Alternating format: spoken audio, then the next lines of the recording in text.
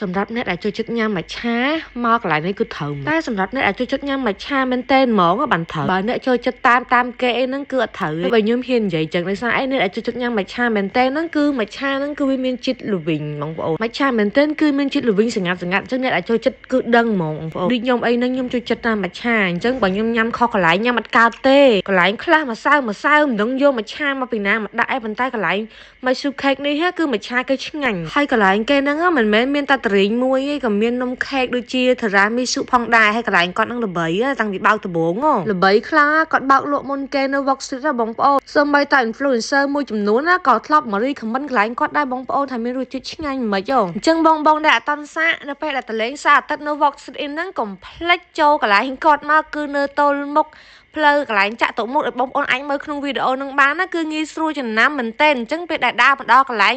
អសរចាក់តុមុខនឹងមកគឺមានច្រកនៅខាងស្ដាំដៃហ្នឹងគឺកាច់មកគឺឃើញគាត់ហ្មង